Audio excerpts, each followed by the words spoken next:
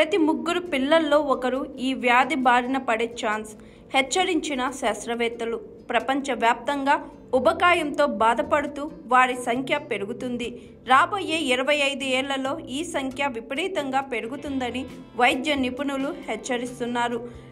2050 నాటికి ప్రపంచంలో 1/3 మంది పిల్లలు, యుక్త వయస్కులు ఉబకాయం, అధిక బరువుతో బాధపడే అవకాశం ఉందని పరిశోధకుల అధ్యయనంలో తేలింది. ఆస్ట్రేలియాకు చెందిన మురోడ్క్ చిల్డ్రన్స్ రీసెర్చ్ ఇన్స్టిట్యూట్ ఆధ్వర్యంలో జరిగింది. ఈ అధ్యయనం ఫలితంపై పరిశోధకులు ఆందోళన వ్యక్తం చేస్తున్నారు. పెరుగుతున్న ఈ సమస్య ఆరోగ్యంపై తీవ్ర ప్రభావం చూపడంతో పాటు పిల్లలు, యుక్త వయస్కుల లైఫ్ క్వాలిటీపై ప్రభావితం చేస్తుందని పేర్కొన్నారు.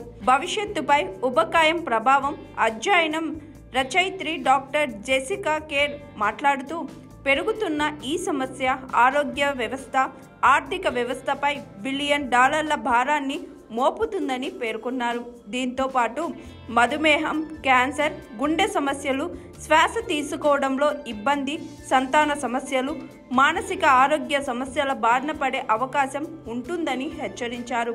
ప్రస్తుతం భవిష్యత్తులో పిల్లలు కౌమార దశను ప్రభావితం చేస్తామని ఆందోళన వ్యక్తం చేశారు.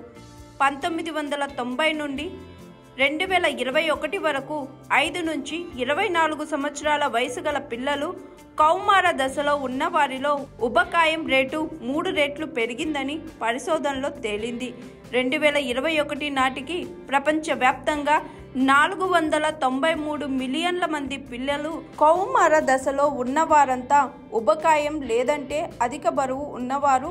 ఉబకాయం ఉన్న పిల్లలకు స్ట్రోక్, అనేక రకాల క్యాన్సర్, గుండె జబ్బులు, టైప్ 2 డయాబెటీస్, అకాల మరణంతో పాటు జీవితంలో మానసిక ఆరోగ్య సమస్యల బారిన పడే ప్రమాదం ఉంది.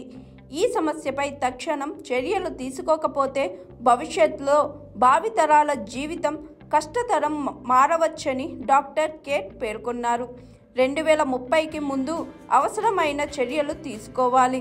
ఫలితంగా సమస్యలు పరిష్కారం అవుతాయని అంచనా వేశారు.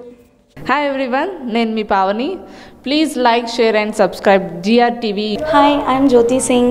Please like and subscribe GRTV channel. అందరికీ నమస్కారం. నా పేరు Sambit. Please like and subscribe GRTV. Thank you.